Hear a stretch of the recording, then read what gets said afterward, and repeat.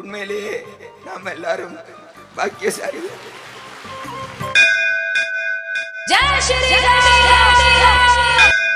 அறம் காக்கும் நல்லவை காண்போம். அனைவருக்கும் அன்பு வணக்கம். பாரத தாயினுடைய பாத கமலமா இருக்கக்கூடிய முக்கடலும் சங்கமிக்கக்கூடிய பகுதி, முக்கனிகளும் சுவை கொடுக்கக்கூடிய பகுதி, முத்தமிழும் மணக்கக்கூடிய பகுதி அப்படிங்கிறது செழுமை வாய்ந்த கன்னியாகுமரி மாவட்டம். இந்த எழில்மிகு கன்னியாகுமரி மாவட்டத்துல மத்தியில நாகராஜர் உட்கார்ந்து அருள் பாலிக்கக்கூடிய நாகர்கோவிலில் இருந்து திங்கள் நகர் நோக்கி செல்லக்கூடிய வழியில 17 கிலோமீட்டர் தொலைவுல இரணியல் பக்கத்துல இருக்கக்கூடிய ஒரு பகுதி. எம்பெருமான் முருகப்பெருமான் பிரம்மச்சாரியாக பாலசுப்பிரமணியன் அப்படிங்கிற நாமத்தோட குடிகொண்டிருக்கக்கூடிய ஒரு அற்புதமான மலை வெள்ளிமலை.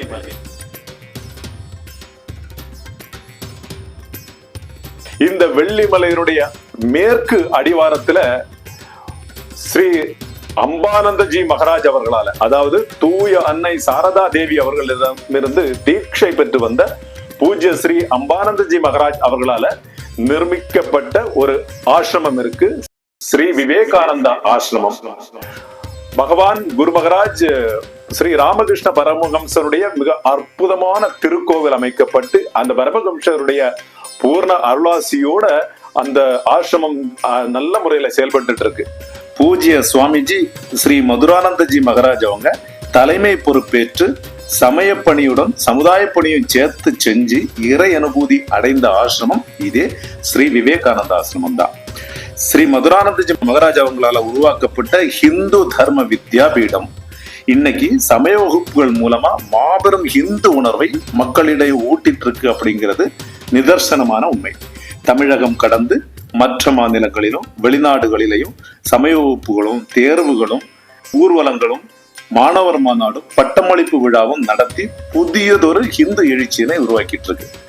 இந்த ஹிந்து தர்ம வித்யாபீடம் அது எப்படி ஆரம்பிச்சது, அதனுடைய பணிகள் என்ன, இன்னைக்கு அது எந்த மாதிரியான உயர்ந்த நிலையில இருந்துட்டு இருக்கு அப்படிங்கிற விஷயத்த இன்னைக்கு விவேகானந்த ஆசிரமத்தினுடைய தலைவராக இருக்கக்கூடிய பூஜ்ய சுவாமிஜி ஸ்ரீ சக்தி சைத்தன்யானந்தஜி மகாராஜ் அவங்கள்ட்ட கேட்டு நாம தெரிஞ்சுக்கலாம். வாங்க ஆசிரமத்துக்கு போலாம். ஓம் ஸ்தாபகாய ச தர்மஸ்ய சர்வதர்மஸ்வரூபிணே அவதார வரிஷ்டாய ராமகிருஷ்ணாய தே நமः. குருர் பிரம்மா குருர் விஷ்ணு குருர் தேவோ மகேஸ்வர குரு சாட்சாத் பரபிரம்ம தஸ்மை ஸ்ரீ குரவே நமः. அனைவருக்கும் வணக்கம். நம்முடைய வெள்ளிமலை ஸ்ரீ விவேகானந்த ஆசிரமம் 1940ஆம் வருடம் துவங்கப்பட்டது.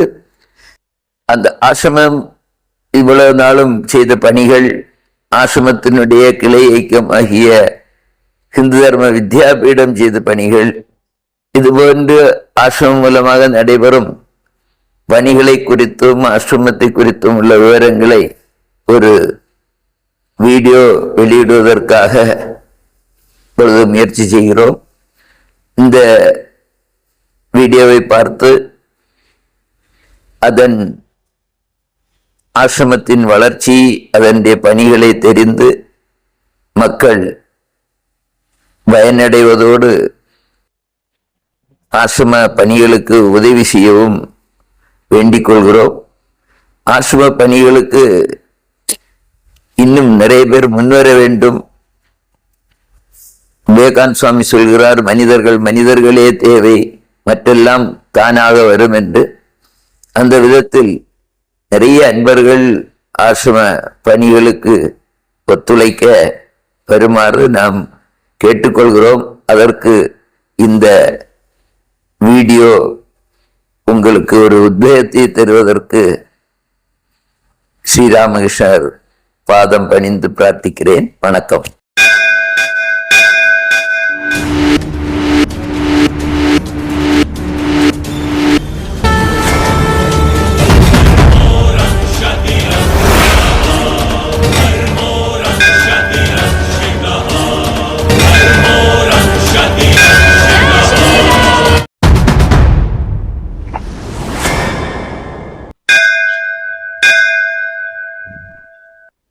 அறம் காக்கும் நல்லவை காண்போம். அனைவருக்கும் அன்பு வணக்கம்.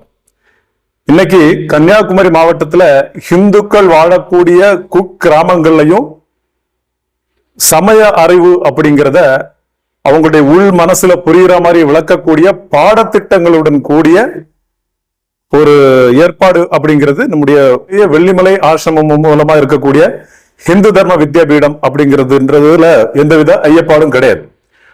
அந்த ஹிந்து தர்ம வித்யாபீடத்தை பத்தி இப்போ நம்ம சாமிஜிட்ட கேட்போம். அது எப்ப ஆரம்பிக்கப்பட்டது, அதனுடைய செயல்முறைகள்லாம் இன்னைக்கு வரைக்கும் எப்படி இருந்துட்டு இருக்கு அப்படிங்கிறத நம்ம சாமிஜிட்ட கேட்டு தெரிஞ்சுக்கலாம். ஹரிஓம் சாமிஜி. சாமிஜி, ஹிந்து தர்ம வித்யாபீடம், நம்ம நேற்றுக்கு ஆசிரமத்தை பத்தி எல்லாம் சாமிஜி சொல்லும் போது நம்ம ஹிந்து தர்ம வித்யாபீடம் பத்தி சொன்னீங்க. அது வந்த பிறகுதான் நமக்கு பாடத்திட்டங்கள் எல்லாம் ஒழுங்கா வகுக்கப்பட்டது அப்படிங்கிறது. இப்போ ஹிந்து தர்ம வித்யாபீடம் ஆரம்பிக்கிறதுக்கு முக்கிய காரணம் என்ன, அப்போ எப்போ ஆரம்பிக்கப்பட்டது, அது ஆரம்பிச்ச பிறகு அதனுடைய பணிகள் எப்படி போச்சு அப்படிங்கிறது சாமிஜி சொன்னா நல்லா இருக்கும். கேரள அரசாங்கத்துல அவங்களுடைய ஆலயங்கள்ல எல்லாம் ஆன்மீக வகுப்புகள் நடத்திட்டு இருந்தாங்க, அரசாங்கம் மூலமாகவே. அது பிறகு அது இல்லாம குறைஞ்சிருச்சு. ஆனா அதை பார்த்துட்டு நம்முடைய கன்னியாகுமரி மாவட்டம் கேரளா கூட இருந்ததுனால அதனுடைய தாக்கத்தினால பல கிராமங்கள்ல, குறிப்பாக விளவங்கோடு கல்குளா தாலுகா சொல்லலாம், அதுல எல்லையில இருக்க கிராமங்கள்ல எல்லாம் வகுப்புகள் அவங்கவுங்களுக்கு தெரிஞ்ச மாதிரி எடுத்துட்டு இருந்தாங்க. அங்க ஆர்வம் உள்ள அன்பர்கள், அதுக்கு அரசாங்க உதவி ஒண்ணும் கிடையாது, இவங்களா அந்த கோவில்கள், ஆமா, அரசாங்க கோவிலே நடந்தது, தனியார் கோவில்கள்ல நடந்துட்டு இருந்தது, அது அந்தந்த பகுதியில நடந்துட்டு இருந்தது. அப்படி நடந்துட்டு இருக்கும்போது 1972 தக்கலையில சமய வகுப்பு தொடங்கிச்சது. அது தொடங்குறதுக்கு அங்க உள்ள செல்லம் சார், அவங்க அவருடைய பேர் சக்தி, அவர் தான் அதுக்கு முன்கை எடுத்தது, மதுரான் சுவாமியுடைய வழிகாட்டுதல். அப்போ அந்த காலகட்டத்துல நான் அப்போ சமய மாணவன் அங்க 72 காலகட்டம். ஆமா, 72 வயசு என்ன அந்த டைம்ல 12 வயசு. அப்ப அங்க மாணவன். அப்படி வகுப்பு நடந்துட்டு இருக்கும்போது மதுரான் சுவாமி எல்லா நாளும் வந்து வகுப்பு கடைசியா பகவத்கீதை எடுப்பாங்க. முன்னாடி சொல்லும் போது இங்க எல்லாத்தையும் கீதா கிளாஸ் தான் சொல்லுவாங்க. சமய வகுப்புங்கிறது கீதா கிளாஸ்னா தான் அப்ப புரியும். அப்படி நடந்துட்டு இருந்தது. இது எல்லாத்தையும் ஒருங்கிணைத்து அவங்கவுங்க தனித்தனியா நடத்திட்டு இருக்கிறத எல்லாத்தையும் சேர்த்து ஒரு இயக்கமாக ஆக்கணும்னு சொல்லி மதுரான் சாமியுடைய வழிகாட்டுதல் பேர்ல நம்முடைய சக்திவேல் என்ற செல்லம் சார் அதுக்காக ரொம்ப முயற்சி பண்ணாங்க. எல்லா இயக்கங்களையும் கூப்பிட்டு ஒரு நாளைக்கு வெள்ளிமலையில வச்சு ஒரு கூட்டம் போட்டு அந்த கூட்டத்துல ஒரு பாடத்திட்டம் உருவாக்கணும்னு இது பண்ணி அந்த பாடத்திட்டம் உருவாக்கி சின்னதா ஒரு புத்தகம் போட்டு அத அடிப்படையில வகுப்புகள் நடத்தினாங்க. வகுப்புகள் நடத்தும் போது பிறகு தேர்வு நடத்தணுங்கிற ஒரு எண்ணம் வந்தது. தேர்வு நடத்தணும்னா 1981 முதல்ல தேர்வு நடக்குது. அப்போ வந்து தேர்வு வந்து யாரும் வேணா எழுதிக்கலாம், எந்த இதுவும் இல்லை, எல்லாருக்கும் ஒரே கேள்வித்தாள் அப்படிங்கிறது தான் இருந்தது. சின்ன புத்தகம், அது வந்து முதல் புத்தகம் அடிச்சு கொடுத்து எனக்கு தெரிஞ்சு கேந்திரால இருந்து அடிச்சு, விவேகானந்த கேந்திரத்துல இருந்து ரொம்ப சின்ன புத்தகம்.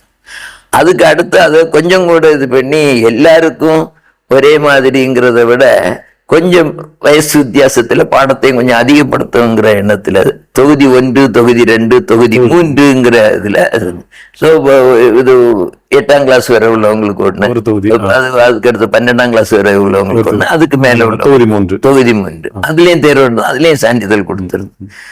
இப்படி எல்லா தொகுதி வச்சது. அதுக்கு பிறகு பார்த்தா குழு போட்டு ஒரு பாடத்திட்டம் உருவாக்கணும் சொல்லி இது பண்ணி இருந்தது. மதுரான் சாமி தலைமையில அந்த குழு வழிகாட்டுதல் பேர்ல, குழுவில் முக்கியமா இருந்தவங்க நம்முடைய செல்லம் சார் தான் அதெல்லாம் ஆர்கனைஸ் பண்ணது. நம்ம கிருஷ்ணமூர்த்திஜி, வேந்த கிருஷ்ணமூர்த்திஜி, நம்முடைய கேப்டன் எஸ்பிஜி, அப்புறம் இருளபுரத்துல இருந்து சீனிவாசன் சார், இவங்கெல்லாம் தான் முக்கியமா அந்த பாடம் உருவாகிறதுக்கு ஒவ்வொருத்தருடைய பங்களிப்பு நிறைய உண்டு. ஆமா, கிருஷ்ணமூர்த்திஜியுடைய பங்களிப்பு அதிகமாகவே உண்டு. மதுரான் ஆனா சாமி கேந்திரால இருந்து சமய வகுப்புகள் எல்லாம் அங்கங்க நடந்துட்டு இருக்கு இல்லையா? இல்ல, கேந்திராவுடைய பால்வாடியில இருந்து சமய வகுப்புகள் நடத்தினாங்க. ஆனா இந்த பாடத்திட்டத்தை வச்சுதான் அவங்க தேர்வு நாம தான் நடத்தணும். ஆனா அந்த சமய வகுப்பு நம்ம ஆரம்பிச்ச பிறகுதான் நடத்தினது இல்ல ஆரம்பிச்சு. ஆமா ஆமா ஆமா. அவங்க எப்ப தொடங்கினாங்க அப்படின்னா, அவங்க கிராம முன்னேற்ற திட்டம் வந்த பிறகுதான் அவங்க கிராம முன்னேற்ற திட்டம் வந்த பிறகுதான் இந்த பண்பாட்டு வகுப்பு சொல்லி அவங்க தொடங்கினாங்க. சரி. அதனால கேந்திரத்துடையது இதுக்கு பிறகுதான். ஆனா எல்லாம் நம்ம கிருஷ்ணமூர்த்திஜி ரொம்ப தெளிவா இருந்தார். அது வெள்ளிமலை கேந்திரால பயன்படுத்தக்கூடிய பாடத்திட்டம் வந்து வெள்ளிமலை பாடத்திட்டம் தான். அதுல அவருக்கு ரொம்ப இது என்னன்னா, இது சமய வகுப்பு இந்த அளவு நடக்குதுன்னா அது பூரா மதுரான் சுவாமியுடைய தபஸ்னால நடக்குது. ஒவ்வொருத்தரும் ஆரம்பிக்கணும்னு சொன்னா ஒன்றும் காரியம் நடக்காது. அவருடைய தபஸ் இருக்குது. அதனால அதே நம்ம பின்பற்றினா போதுங்கிறதுல உறுதியா இருந்தார். அது அடிக்கடி எல்லாருக்கும் முன்னே சொல்லவும் செய்வார். மூர்த்திஜியுடைய பங்களிப்பு இதுல பாடத்திட்டத்திலே ரொம்ப உண்டு. ஸோ 84 நான் அந்த ஆசிரம இது சொல்லும் போதே இதை சொன்னேன். அப்போ புத்தகம் வந்து பெருசா போடணும்னு அச்சிட முடியாத நிலையில இருந்தோம்.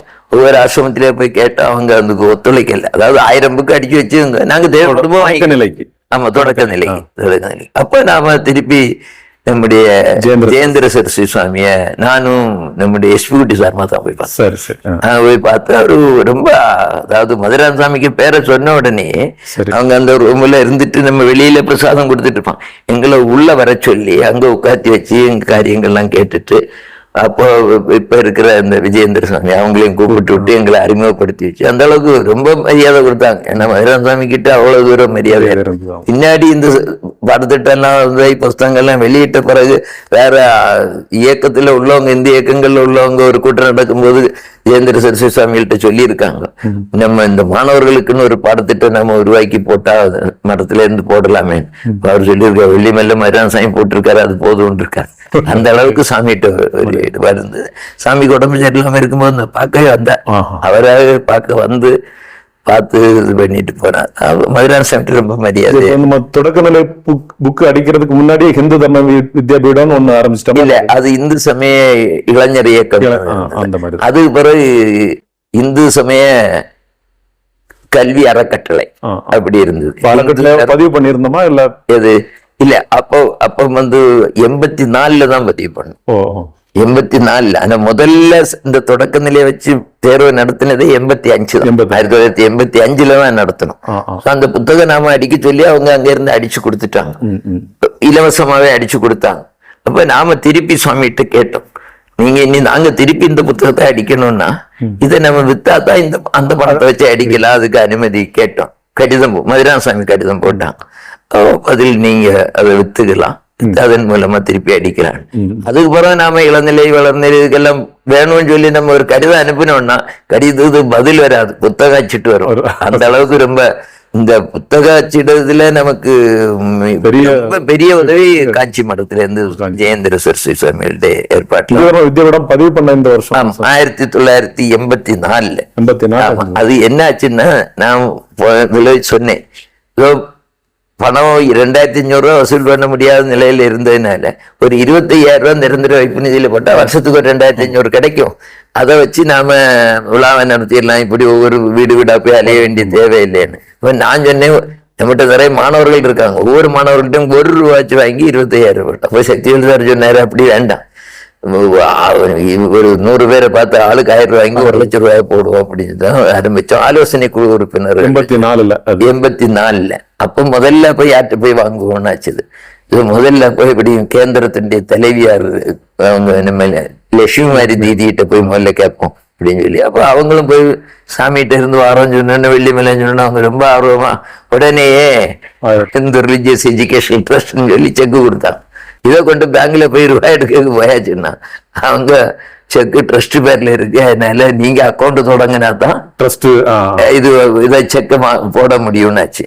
அப்போ செக்கு போட முடியும்னு சொன்னோன்னா அக்கௌண்ட் தொடங்கிறதுக்கு போயாச்சுன்னா நீங்க பதிவு பண்ணி அப்படிதான் முதல்ல பதிவு பண்ற திட்டமே வந்தது. இல்ல பதிவு பண்ற முதல்ல அமௌண்ட் வந்துருச்சு. ஆமா, செக் அதை மாற்ற முடியாது. அங்க போனா அக்கௌண்ட் வேணும், அக்கௌண்ட் ஆரம்பிக்கணும்னா பதிவு பண்ணணும். அப்படிதான் திருப்பி 84 பதிவு பண்ணணும். அப்படி பதிவு பண்ணி அவரு 89 நினைக்கிறேன் பேர் ஆங்கிலத்தில் இருக்குது, என்னால வேண்டாம்னு சொல்லி நம்ம பொதுவாக எல்லாருக்கும் பொதுவாக சமஸ்கிருதத்துல மாத்தம் சொல்லிதான் ஹிந்து தர்ம வித்யாபீடம் 89 எனக்கு சரியான ஞாபகம் இல்லைங்க. திருப்பி அதை ரெஜிஸ்டர் பண்ணும். 89 தான் எனக்கு ஞாபகம். 85ல தொடக்க நிலை, 86ல தொடக்க நிலையும் இளநிலை, 87ல தொடக்க நிலை இளநிலை வளர்நிலை கூட, அடுத்தது 88ல உயர்நிலை. ஆனா 89ல முதுநிலை நடத்துவதற்கு வாய்ப்பு இல்லாம இருந்தேன், ஏன்னா புத்தகம் தயாராகல. அதனால 90ல தான் இந்த 5 சேர்த்து நடத்தணும். 90ல 5 நிலையும் சேர்த்து நடத்தி முதுநிலையில அப்போ ஒரு 50-60 பேர் எழுதினாங்க. அதுல முதல்ல 12 பேரு ஜோதி பட்டம் வாங்கினாங்க. 89ல 90 89 நடத்தல. ஆசிரமத்தினுடைய முதல் வித்யா ஜோதி குழு அவங்கதான். அப்படி உள்ளவங்க இப்ப நம்ம தொடர்புல எல்லாம் இருக்கிறவங்க இருக்காங்க. அந்த இதுல முதல்ல உள்ள முதல் வித்யா ஜோதி அந்த 12 பேர்ல முதல் மதிப்பெண் வாங்கினவங்க முதல்ல பட்டம் கொடுத்தவங்க முதல் வித்யா ஜோதிங்க. இந்த இப்ப அவங்க செதூர்ல இருக்காங்க, ஆசிரியர் ஓய்வு பெற்று இருக்காங்க, விஜயகுமாரி அப்படின்னு பேரு, அவங்க இருக்காங்க. நம்ம தொடர்புலாம் இருந்துட்டு இருக்காங்க. உடம்பு சரியில்லைனால அவங்கதான் முதல் வித்யா ஜோதி விஜயகுமாரி.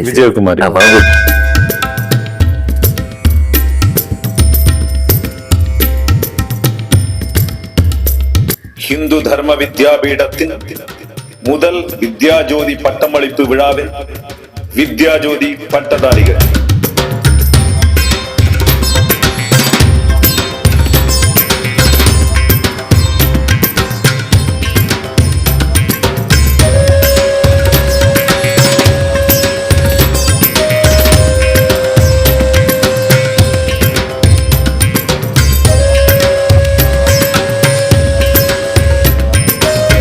வித்யாஜோதி விஜயகுமாரி அவர்கள் குருந்தன்கோடு, தற்போது செதூரில் வசிக்கின்றார்.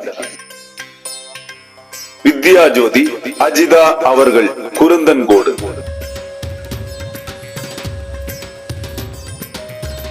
வித்யாஜோதி டெய்சி அவர்கள் கூட்டாலமூடு.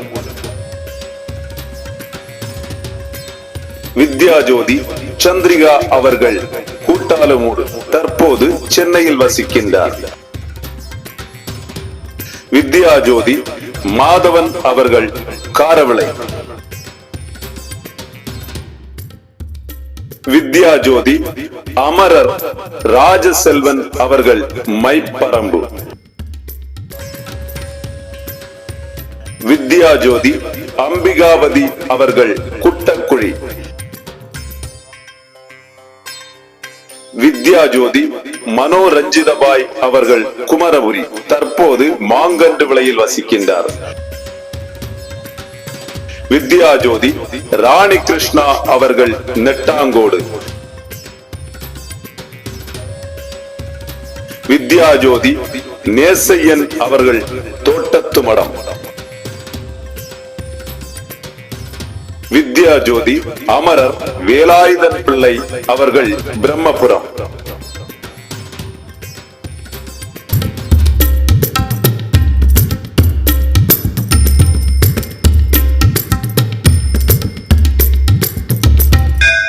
வித்யாபூஷன் நம்ம அதை அறிவிச்சு ரொம்ப நாள் ஆச்சுது. ஆனா பாடத்திட்டங்கள் கொஞ்சம் கடுமையா இருந்ததுனால ஈஸியா யாரும் எடுக்க முடியல.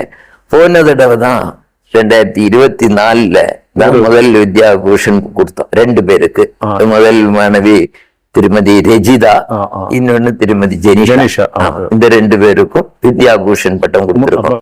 இந்த வித்யாஜோதி நம்ம 832 பேர் வித்யாஜோதி, இதுல எல்லாருமே இப்ப நம்ம தொடர்புல இருந்து அந்த சமயம் நாம செஞ்சுட்டு இருக்கிறாங்க. ஒவ்வொரு வருஷம் இது பற்றி நாம ஒரு கூட்டம் போட்டு ஆலோசிப்போம் எத்தனை பேர் இருக்காங்க. எனக்கு தெரிஞ்சு இதுவரை எடுத்தவங்கல்ல ஒரு 50% பேர் தான் பணியில இருக்காங்க, ஆன்மீக பணியில இருக்காங்க. ஒருவேளை வெளியூர்கள்ல கூட இருக்காங்க. ஆமா, வெளியூர்ல வெளிநாடுகள்ல எல்லாம் கூட இருக்காங்க. ஆனா கொஞ்சம் பேர் தொடர்பில் இருக்காங்க. தொடர்பிலே இல்லன்னு சொல்ற மாதிரி இருந்தா கூடி போன ஒரு 25%. மீதி எல்லாரும் தொடர்பு இருக்காங்க, பணி செய்யறாங்க. அதாவது திருமணம் ஆகி போகும்போது அவங்க கணவர் வீட்லயும் ஒத்துழைக்கணும், அவங்க விடாம கொஞ்சம் பேர் வராம இருக்காங்க. பின்ன குடும்ப சூழ்நிலைகள் காரணமாக அந்த மாதிரி பல காரணங்கள்னால இருக்காங்க.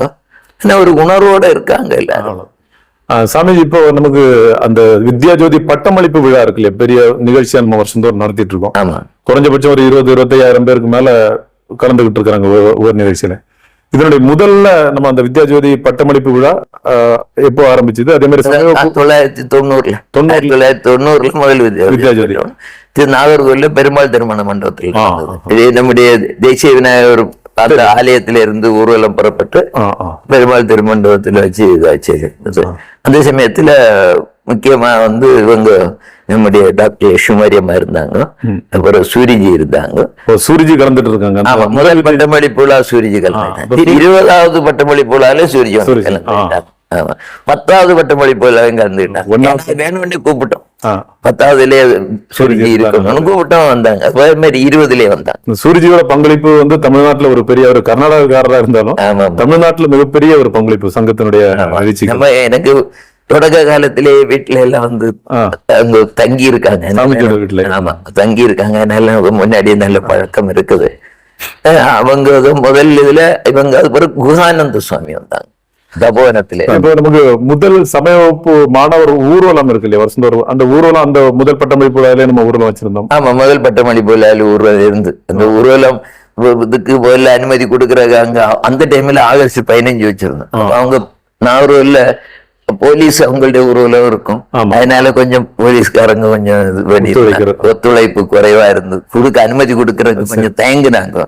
நம்ம நேரடியாக மாவட்ட கண்காணிப்பாளர் நேரே காவல்துறை கண்காணிப்பாளரை போனோம். அதுக்கு நமக்கு உதவி செய்து அப்ப இருந்த பாஸ்கர் ராவ்ஜி, நானும் பாஸ்கர் ராவ்ஜி அவங்களும் நானுமா தான் போய் காவல்துறை கண்காணிப்பாளர் கேட்டோம். அது என்ன, அது சுதந்திர தினம் ஒரு அது நடக்கும், இது நடக்கும், இதுல ஒண்ணு அவர் அழகா சொன்னார் பாஸ்கர் ராஜ், முன்னாடி தெரிஞ்சிருக்கீங்களே, அது நீங்க எல்லாரும் அந்த தேசிய விநாயகர் ஆலயத்துல தரிசனத்துக்கு வருவாங்க மாணவர்கள் எல்லாம். அதுக்கு பிறகு திருப்பி அங்க மண்டபத்துக்கு போனோம். நீங்க அனுமதி தந்தா வரிசையா போவோம், இல்லாட்டா கலைஞ்சு போவோம். அவர் டெக்னிக்கலான ஒரு ஸ்பீச் பாஸ்கர் ராஜ் தான். அப்ப ரவிக்குமார்ஜி இங்க பிரச்சாரம், ரவிக்குமார்ஜி பாஸ்கர் ராஜ் நமக்கு ஏற்பாடு, ஜில்லா பிரச்சாரகா இருப்பாங்க. அப்ப அந்த ஊர்வலம் ரொம்ப சிறப்பா இருந்தது. அப்ப முதல் ஊர்வலத்துல எத்தனை பேரு? ஒரு எனக்கு ரொம்ப கரெக்டா ஞாபகம் இல்லை, ஒரு 2000 பேர் பக்கம் அந்த நேரத்துல. ஆமா, அந்த மண்டபம் அப்ப கன்னியாகுமரி மாவட்டத்திலே பெரிய மண்டபம் பெருமாள் மண்டபம் நாகராஜா கோயில் பக்கம் அது ஆள் நிறைஞ்சி இருந்தது. அது வந்திருந்த நம்ம எங்களுக்கெல்லாம் பாடம் எடுத்து சைவ குருசில் ராமச்சந்திர உள்ள ரொம்ப உடம்பு சரியில்லை வந்த, ஆனாலும் அவரையும் கூப்பிட்டு ஒரு 5 நிமிஷம் பேசணும்னு சொன்னா அவர் வந்து பேசினாரு, அவரும் கலந்துக்கிட்டார். சாமிஜி, நமக்கு இதுவரைக்கும் நம்முடைய பட்டமளிப்பு விழால சிறப்பு விருந்தினரா கலந்துகிட்டு இருப்பாங்க. கலந்துகிட்டா நமக்கு இப்ப அகில உலக ராமகிருஷ்ண மடத்தின் தலைவர் கௌதம கலந்துகிட்டு இருக்காங்க. அப்புறம் நம்முடைய தயானந்த சரஸ்வதி சுவாமிஜி கலந்துட்டு இருக்காங்க, ஹர்ஷ வித்யா குருகுலம் அவங்க கலந்துட்டு இருக்காங்க. அப்ப நம்முடைய பரம பூஜ்ய சத்சங்கலாஜி வந்து கலந்துட்டு மோகன்ஜி பாகவத் கலந்துட்டு இருக்காங்க. அதுக்கப்புறம் நான் முதல்ல சொன்ன முதல் பட்டம் சூரிஜி வந்திருக்காங்க, கோபால்ஜி வந்திருக்காங்க. கோபால்ஜி ஒரு வருஷம் வந்தாங்க. நம்ம பொதுவா ஒரு வருஷம் வந்தவங்க வந்து திருப்பி ஒவ்வொருத்தரையும் ஒரு புதுசு புதுசா கூப்பிடும். ஏன்னா எல்லாருக்கும் இந்த இது வரட்டும் தெரியட்டும். சூரிஜிக்கு மட்டும் சூரிஜி முதல் தடவை 10க்கு கூட்டணும், திருப்பி 20 வந்திருந்தாங்க. அதே மாதிரி லட்சுமிமாரிஜி திதியும் கூப்பிட்டா அவங்களுக்கு உடல் நிலை இல்லை, அவங்க வர முடியல. முதல் இதுக்கு வந்திருந்தாங்க, ஒரு 10வது இதுக்கு வரலன்னு நினைக்கிறேன். அது போக நமக்கு கவர்னர்கள், நமக்கு இப்ப வழக்கமா கவர்னர்கள் தான் வராங்க. இப்போ சண்முகநாஞ்சி கவர்னர் வந்தார், கவர்னர் தமிழிசை வந்தாங்க. அது பிறகு நம்முடைய சிபி ராதாகிருஷ்ணன்ஜி வந்தாங்க. அது பிறகு இப்ப போன வருஷம் நம்முடைய தமிழ்நாடு ரவிஜி வந்தாங்க. சரிங்க சாமி. நம்ம இதுல ஒரு அமிர்தானந்தம்மா வந்திருக்காங்க. அமிர்தானந்தம்மா வந்து 30வது பட்டமளிப்பு விழாக்கு வந்தாங்க. ஆமா, அவங்க வந்து அது அவங்க கல்லூரியிலே வச்சு இது பண்ணியிருந்து அவங்களுக்கும் இந்த வித்யாபீடம் அவங்களுக்கும் மதுரான் சுவாமியை பழக்கம் கொண்டு பார்த்துருக்காங்க, பேசியிருக்கோம். அதனால அவங்களும் ரொம்ப ஆர்வமா பட்டமளிப்பு உரை நடத்தினாங்க.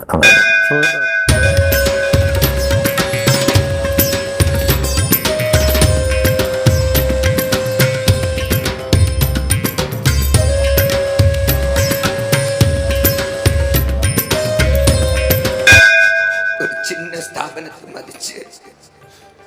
அம்மா நம்ம முன்னாடி நம்முடைய சமய மாணவர்களுக்காக வந்திருக்காங்க. அம்மாவுக்கு குழந்தைகள் தான் முக்கியம். பட்டமளிப்பு விழாவில் வந்து பட்டம் கொடுக்குறாங்க அப்படின்னு சொன்னா உண்மையிலேயே நாம எல்லாரும் பாக்கியசாலி.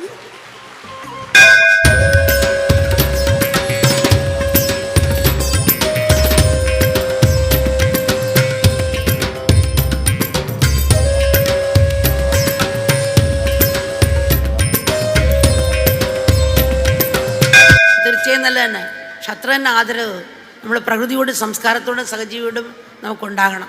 അത് സമൂഹത്തിൽ ചോർന്നു പോയാൽ പിന്നെ സമൂഹம்.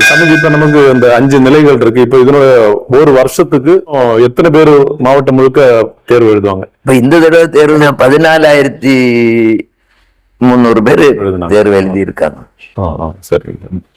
அடுத்தது நமக்கு இது வந்து இந்த கன்னியாகுமரி மாவட்டத்தை விட்டுட்டு வேற மற்ற இப்ப இருக்கிறது வெளியில இருக்குதுன்னா சென்னையில அதிகமா இருக்குது, கேரளாவிலையும் இருக்குது. கேரளாவில கொரோனாக்கு முன்னாடி ஒரு 50 வகுப்புக்கு மேல இருந்தது. கொரோனாக்கு பிறகு திருப்பி அது குறைஞ்சிட்டு இப்போ ஒரு 20-25 தான் இருக்கு. சென்னையில இப்போ ஒரு 70-80 வகுப்பு பக்கம் இருக்கு. ஆமா. அது பிறகு கோயம்புத்தூர்லயும் ஈரோட்லயும் கொஞ்சம் நல்லாவே இருந்தது. ஆனா கொரோனாக்கு பிறகு ரொம்ப குறைஞ்சு 4-5 வகுப்பு கோயம்புத்தூர்ல மட்டும் இருக்குது. இது போக திருநெல்வேலி மாவட்டத்திலே இருக்குது. வெளிநாடுகள்னா நான் இலங்கை போயிருந்தப்போ அங்க போய் நாம பல இடங்கள்ல பேசினதால அங்க ராமகிருஷ்ண விவேகானந்த பேரவைன்னு ஒண்ணு வச்சிருந்தாங்க. அதன் மூலமாக அங்க நிறைய வகுப்பு தொடங்கினாங்க. தேர்வு நடத்துறோம். இங்க இருந்தே எழுத்து தேர்வு நடத்தி அங்கிருந்து விடைத்தாள்கள் இங்க வந்து அதுக்கு திருத்தி அதுக்கு சான்றிதழ் எல்லாம் கொடுத்தோம். ஆனா அந்த இயக்கத்தை நடத்திட்டு இருந்தவங்க வந்து அவரு வந்து கொஞ்சம் அரசாங்கத்தினுடைய சில கெடுபிடிகள்னால அவரை சரியா வேலை செய்ய விடாம ஆக்கிட்டாங்க. அதனால திருப்பி அது நம்ம தொடர முடியல. ஏன்னா நம்முடைய பாடத்திட்டத்தை வச்சு கொழும்புல வெள்ளவத்தையில இருக்கக்கூடிய ராமகிருஷ்ண மடத்துல பாடம் நடத்திட்டு இருந்தாங்க. அது ஒரு சுவாமி இருக்கிறது வரை. ஆனா இப்போ நம்முடைய புத்தகம் இல்லைன்னு நினைக்கிறேன். அவங்க தனியா தான் நடத்திட்டு இருக்காங்க. ஆனா அங்க நாம தேர்வு நடத்தல. மற்றபடி இதுலதான் நடத்தணும் இலங்கையில. அதுபோல நம்ம கோயத்திலேயும் நம்ம இங்க இருந்து சமயப்பு தேர்வு நடத்தணும். ஆன்லைன் தேர்வு நடத்தணும். ஆமா. இப்போ வெளிநாட்டுல இருந்து கேட்டிருக்காங்க.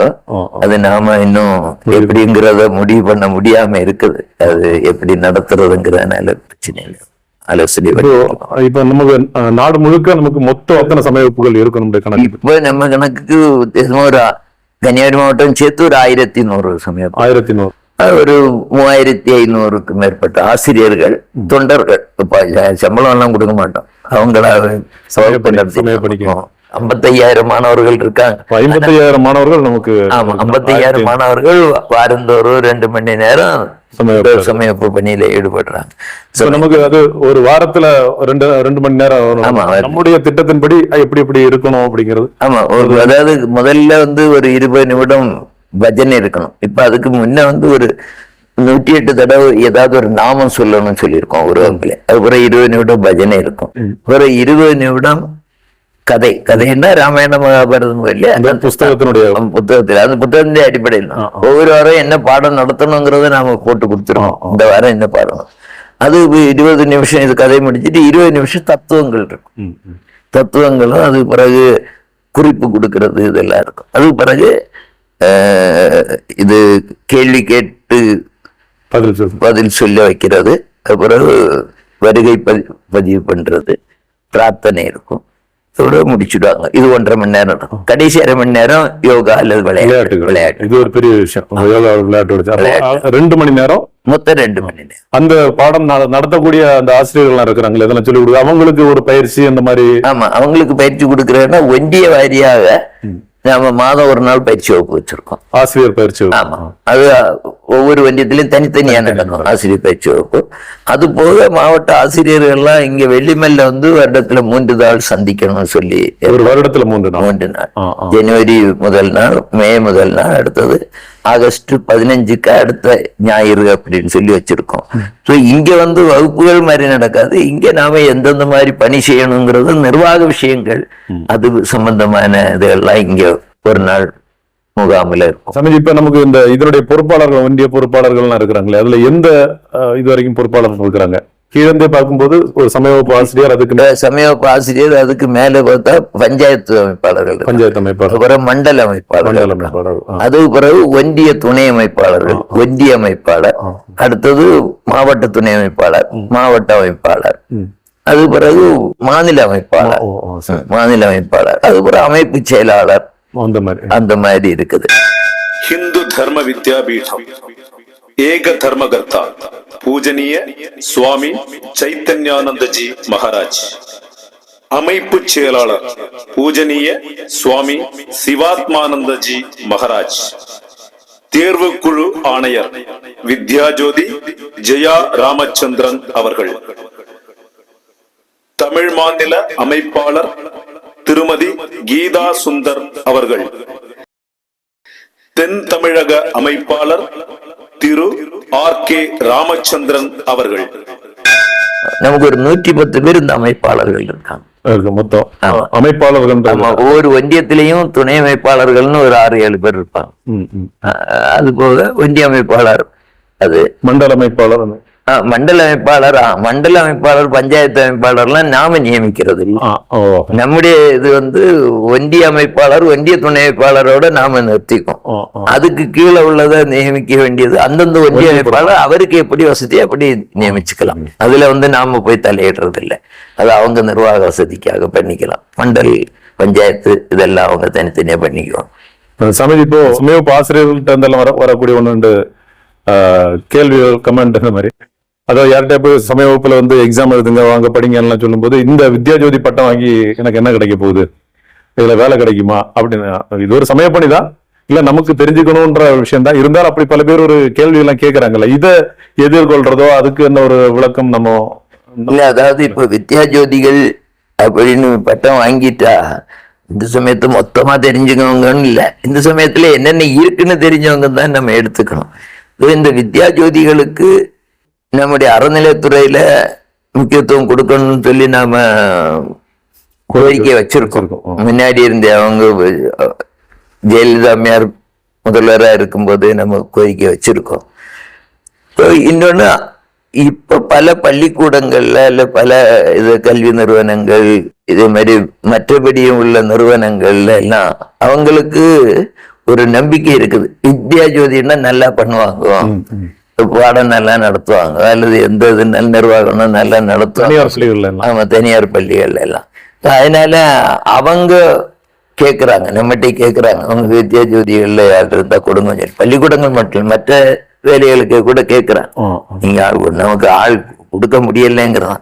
என்ன நம்ம ஆட்கள்லாம் கன்னியாகுமரி மாவட்டத்தை விட்டு போறதுக்கு தயாரா இருப்பாங்க. நம்பிக்கை இருக்கு நம்ம இவங்க மேல நல்ல பாடம் சொல்லி கொடுப்பாங்க. ஆமா, சொல்லி கொடுப்பாங்க. இப்போ ஒரு மாவட்டத்துல இந்த மாவட்டம் முழுக்க ஆன்மீக பணி செய்யறதுக்கே சமய பரப்புவதற்கே நாம சம்பளம் கொடுக்குறோம்.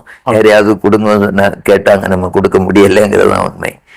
அதனால வித்யாஜோதி பட்டம் வாங்குறதுனால என்ன பலன் அப்படிங்கிறது, லௌகீகமா இந்த மாதிரியான ஒரு மரியாதை இருக்குங்கிறது ஒண்ணு. பட் நாம இந்த பலனை எதிர்பார்த்து நாம யாரும் வரக்கூடாதுன்னு தான் நாம சொல்றோம். அதாவது நம்முடைய நாடு, நம்முடைய சமயம், நம்முடைய சமயத்தை படிக்க வேண்டியது நம்முடைய கடமை. அதனால இதுக்கு ஏதாவது கிடைக்குமானா நாம தெளிவா இல்லாதுன்னு சொல்லுவோம். உங்களுக்கு இதுக்காக எந்த விதமான சம்பளமும் தர மாட்டோம், எந்த விதமான அதை வேலை எடுத்துருவோம், அது இதெல்லாம் கிடையாது. உங்க நாடு, உங்க மதம், அதுக்காக தியாகத்தோட வேலை செய்ய முடிஞ்சவங்க மட்டும் வேலை செய்தா போதும் சொல்றோம். ஆனா உணர்வோட இருக்காங்க, நம்ம எதிர்பார்க்க விட அதிகமாவே உணர்வோட இருக்காங்க, வேலை செய்யறாங்க. ஆனா நாம ஏதாவது அவங்களுக்கு ஒரு சலுகை கொடுப்போம் அல்லது சம்பளம் கொடுப்போம்னு சொல்லியாச்சுன்னா இந்த அளவு வேலை நடக்காதுன்னு தான் தோணுது. ஏன்னா எனக்கு பல தடவை நினைக்கிறது உண்டு, எது நம்ம ஒருத்தருக்கு ஒரு கொஞ்சம் அமைப்பாளர்களுக்கே சம்பளம் கொடுத்தோம்னு வச்சுங்க, அதுக்கு பிறகு நாம அவங்களை ஏதாவது திட்டுனா அப்படின்னு சொல்லியாச்சுன்னா அவங்களுக்கு மனசுக்கு கஷ்டமா இருக்கும். அது ஒரு எஜமான வேலைக்காரர் மாதிரி ஒரே கேட்டகரிலாம் இருக்கும், ஒரே தொண்டர்கள், இந்த வித்யாபீடத்தில் தொண்டர்கள், யாரும் பணம் வாங்கிட்டு வேலை செய்யல. அதனால அவங்களுக்கு ஒரு உரிமை இருக்கிறது. அது மாதிரி அமைப்பாளர் கூட்டத்துல எது முடிவாகுதோ அது மட்டும்தான் நடைமுறைப்படுத்தும். அதனால ஒவ்வொரு அமைப்பாளர்களுக்கும் நம்பிக்கை இருக்கு. நாம தீர்மானம் போடுறோம், நாம நடத்துறோம். இதுல ஆசிரமத்தினுடைய பங்கோ அல்லது சைதன்யானந்தோடைய பங்கோ அப்படின்னு கிடையாது. எல்லாரும் சேர்ந்து முடிவு பண்ணி எல்லாம் நடத்துறது. அதனால என்னை விட்டு முன்னாடி எல்லாம் ரொம்ப அதிகமா போக வேண்டி இருக்கும். முகாங்கள்லாம் நடக்கும்போது போக வேண்டி இருக்கும். நான் இப்ப பல முகாங்களுக்கு நான் அந்த பக்கமே போறது இல்லை. ஆனா சிறப்பா நல்லா பண்றான். அவங்க காரியமா எடுத்துட்டு, அதாவது வெள்ளிமலை ஆசிரமத்தின் காரியமா இல்லை, சைதன்யாந்திட்ட காரியம் இல்லை, நம்ம காரியம்னு சொல்லி ஒரு உணர்வோட வேலை செய்யறான். இப்ப பட்டமளி புலா இருக்குது. பட்டமளி புலாக்கும் முன்காலத்துல எல்லாம் வசூல் பண்ண சொன்னேன்னு வசூலுக்கு போய் கிடைக்காம தான் இயக்கமே தொடங்கணும். ஆனா இப்ப அப்படி கிடையாது. நாம போகவே இல்லை. ஏதாவது ஒரு கூட்டம் நடத்துனா அந்த ஆலோசனை கூட்டத்துல போய் ஏதாவது சொல்லிட்டு வருமே தவிர வசூல் பண்றது நடத்துறது எல்லாம் அவங்களே பாத்துக்காங்க. நல்ல வளர்ச்சி தான். ஆமா, மீதி பணம் எப்படியும் சில லட்சம் நம்ம கையில மீதின்னு சொல்லி கொடுத்துருவாங்க. அது இன்னொரு கண்டிஷன் போட்டு வச்சிருக்கோம். என்னைக்காவது டெபிசிட்னு காணிச்சிங்கன்னா அது கூட பெரிய விழா நடத்த அனுமதிக்க மாட்டோம். வெள்ளிமலை இருக்கமா நடத்தி விட்டுறது. நமக்கு இப்ப இப்ப பல ஊர்களா நடக்கக்கூடிய ஆன்மீக சொற்பொழிவு இந்த மாதிரியான விஷயங்களுக்கெல்லாம் நம்முடைய வித்யாஜோதிகள் அவங்க எல்லாம் அவங்களுடைய பங்களிப்பு எல்லாம் இந்த மாதிரி நல்லா இருக்குது. இவங்க பேசுறாங்க. அது மாதிரி இந்த கும்பாபிஷேகத்துல வர்ணனை பண்றது, இதே மாதிரி எல்லாருமே கொஞ்சம், அதாவது நம்முடைய இளைஞர்கள்ட்ட திறமை இருக்குது. அதை வெளிப்படுறதுக்கு இது ஒரு சுவாமி விவேகானந்தர் சொன்ன மாதிரி வெளிப்படுத்துறதுக்கு இது ஒரு வாய்ப்பான இதா இருக்குது. நாம இங்க தேர்வு நடத்துறோம். பலருக்கு ஒருத்தர் சொன்னார், இப்போ IPS முடிச்சவர், நான் இங்க இந்த போட்டியெல்லாம் கலந்துகிட்டது, இந்த வித்யாஜோதிக்கு வாய்மொழி எல்லாம் கலந்துகிட்டது, எனக்கு அங்க அந்த நேர்முக தேர்வுக்கு எல்லாம் இங்க வித்யாஜோதி போய் ஒருத்தர் IPS இருக்கார். அதனால அவங்களே ஒரு நம்ம மாணவர் கூட்டத்துல சொன்னார். அதெல்லாம் எனக்கு கொஞ்சம் உதவியா இருந்தது, ஒரு ஊக்கம் தந்தது, பயம் குறைஞ்சது. அப்படிப்பட்டவங்க எல்லாம் அந்த மாதிரி அரசாங்க இதுக்கு போகும்போது நேர்மையாகவும் தேசபக்தியோடையும் செயல்பட முடியும். ஆமா, செயல்பட முடியும். அதோட அவங்க அந்த நேர்முக தேர்வு இதே மாதிரி தேர்வு எழுத போகலாம் பயம் இல்லாமல் ஒரு ஊக்கத்தோட போக முடியுது அப்படிங்கிறது ஒரு விஷயம். அதனால மாணவர்கள் இப்ப நம்ம போட்டியெல்லாம் நடத்துறோம். இப்ப பலர் வெளியில இருந்து நிகழ்ச்சிக்கு பட்டமளி பொழுதுல பாக்குறவங்க 10 வயசு உள்ள பேசுறது என்ன பார்த்தாச்சுன்னா நாம என்னத்த பேசுறதுன்னு தெரியலன்னு பேச வரவங்க சொல்ற அளவுக்கு இவங்க ரொம்ப அருமையான பேச்சா இருந்தாலும் சரி, பாடலா இருந்தாலும் சரி, நடனம் எல்லாத்துலயுமே அவங்களுடைய திறமை வெளிப்படுறதுக்கு இது இந்த வித்யாபீடம் ஒரு வாய்ப்பா இருக்கு அவங்களுக்கு. அது நம்முடைய ஆசிரியர்களுடைய பங்கு இதுல ரொம்ப அதிகம். நம்ம ஆசிரியர்களுடைய பங்கு. சாமிஜி, சமவகுப்பு புஸ்தகம் நம்ம சொன்னோம் இல்லையா, தொடக்க நிலை, இளநிலை, அந்த மாதிரி எத்தனை நிலைகள் இருக்கு? அதுல சின்ன குழந்தைகள் எல்லாம் கூட கத்துக்கலாமா? அந்த என்னென்ன நிலைகள் இருக்கு, அதுல என்ன எலிஜிபிலிட்டி இருக்கு, கத்துக்கிறதுக்கு வேண்டிய என்ன தகுதிகள் இருக்கு, தேர்வு முறைகள்ல என்ன தகுதிகள் இருக்கு அப்படின்றது சொன்னா நல்லா இருக்கு. நம்முடைய சமயவகுப்பு முதல்ல நாம புத்தகம் ஏற்பாடு பண்ணும்போது தொடக்க நிலை, இளநிலை, வளர்நிலை, உயர்நிலை, முதுநிலை, அப்படி 5 நிலைகளாக நாம பிரிச்சிருந்தோம். அந்த 5 நிலைகள்ல தொடக்க நிலை, இளநிலை, வளர்நிலை, இந்த 3 தேர்வு நடக்கும்போது ஒரே ஒரு தாள் தான் இருக்கும். முதல் இது மட்டும்தான் மொத்தமே. ஆனா உயர்நிலை முதுநிலைக்கு 2வது தாள் அப்படின்னு சொல்லி அவங்க துணை பாடங்கள்னு சொல்லி கொஞ்சம் நாம கொடுத்திருந்தோம். அதாவது உயர்நிலைக்கு துணை பாட நூல்களாக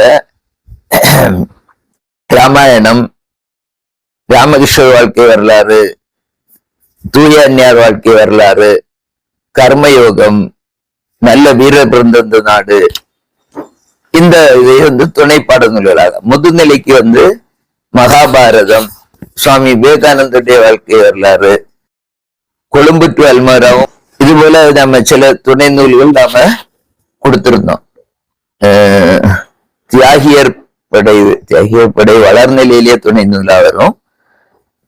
ஆனா அதுக்கு பிறகு எல்லாரும் சொல்லி இப்போ இந்த 5ஆம் வகுப்புக்கு மேல் உள்ளவங்கதான் இந்த நிலைகள் எழுத முடியும். அதனால எழுதாம வாய்மொழி தேர்வாக சின்ன குழந்தைகளுக்கும் நடத்தணும் அப்படிங்கறதுக்காக மழலை அப்படின்னு சொல்லி, மழலை அரும்பு, மழலை மலர் அப்படின்னு சொல்லி 2 புஸ்தகம் போட்டோம். அந்த மழலை அரும்பு 3ஆம் வகுப்பு படிக்கிறவங்க உள்ளவங்க மழலை அரும்பு அப்படிங்கிறதுல வருவாங்க. அவங்களுக்கு ஒன்றிய வாரியா வாய்மொழி தேர்வு நடத்தி அதுல தேர்ச்சி பெறுறவங்களுக்கு மாவட்ட வாரியா வாய்மொழி தேர்வு நடத்தி பரிசுகள் கொடுத்தோம்.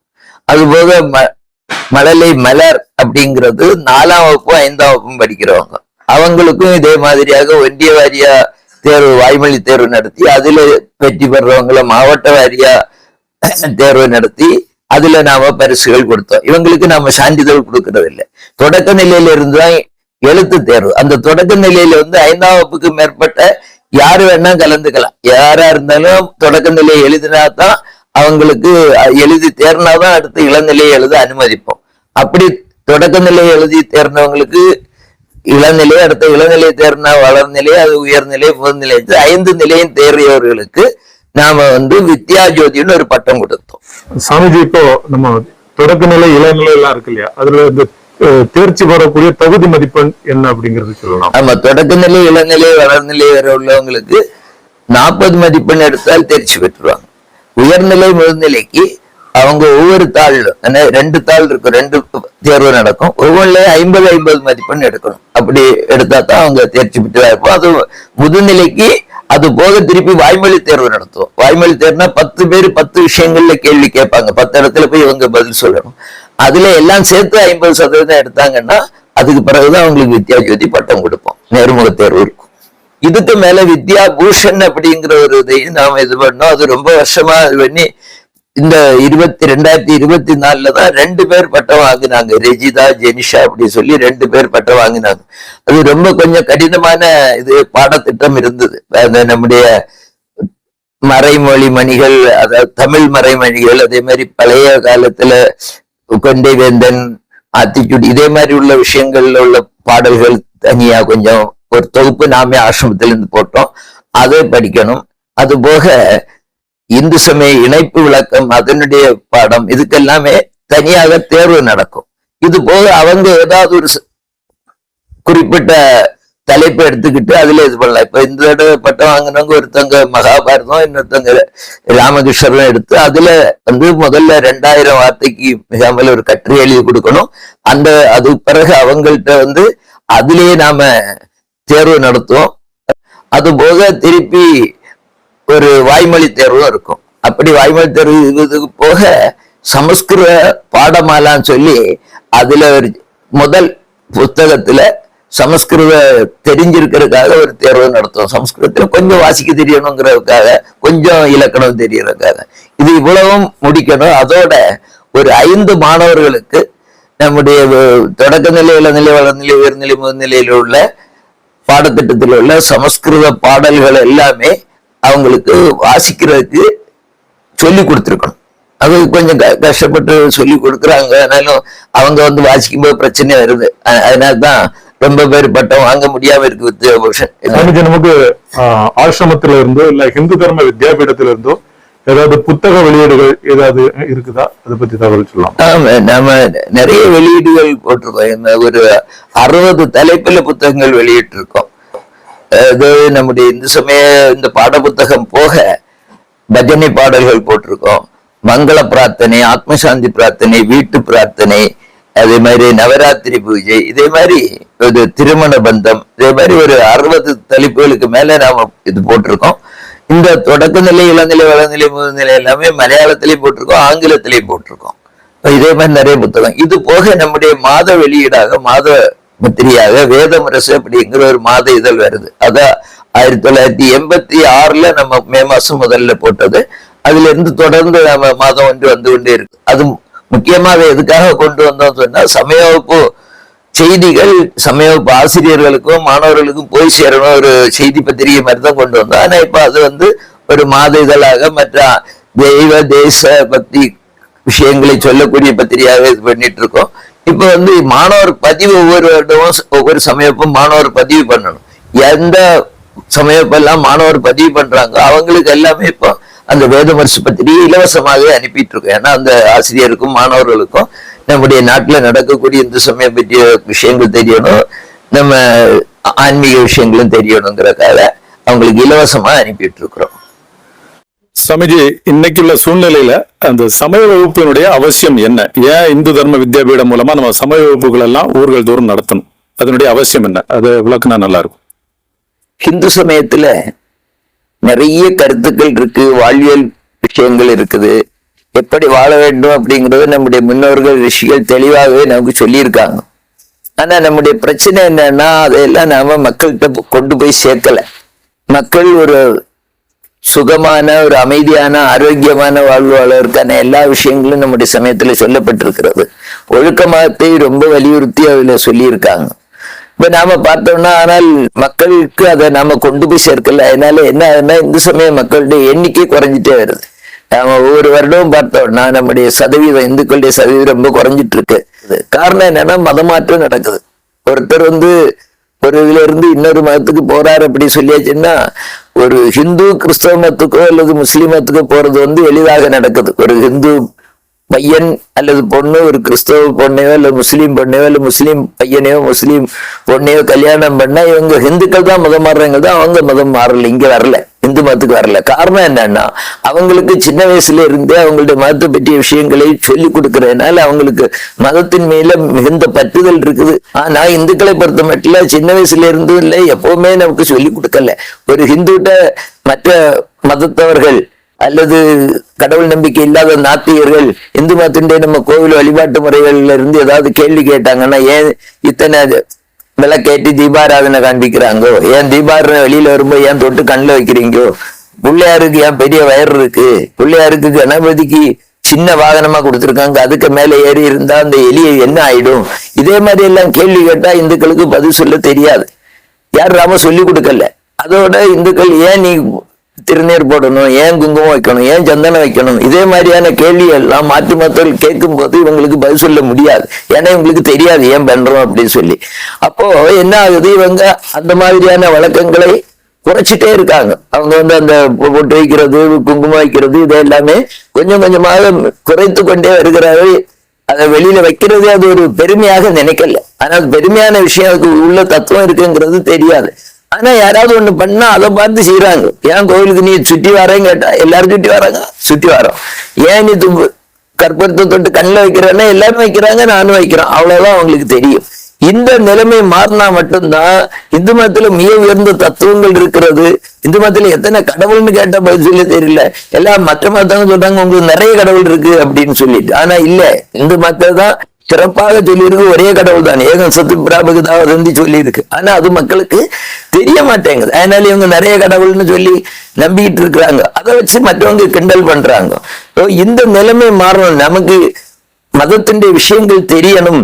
அதோட நம்முடைய மேற்கத்திய கல்வி திட்டம் வந்ததுனால என்ன ஆச்சுது, பெற்றோர்களை மதிக்கிறது, பெரியோர்களை மதிக்கிறது, இந்த விஷயங்கள் கூட இந்துக்களுடைய இடையே குறைந்து கொண்டே வருகிறது. முன்னாடி அப்படி கிடையாது. ஆனா இப்ப அது குறைஞ்சிட்டே வர்றதுக்கு அந்த கல்வி திட்டம் ஒரு காரணம். ஒழுக்கமாக வாழ்றது, அது பற்றியும் நம்முடைய இந்து மத கருத்துக்கள் மிக தெளிவாக சொல்லுது.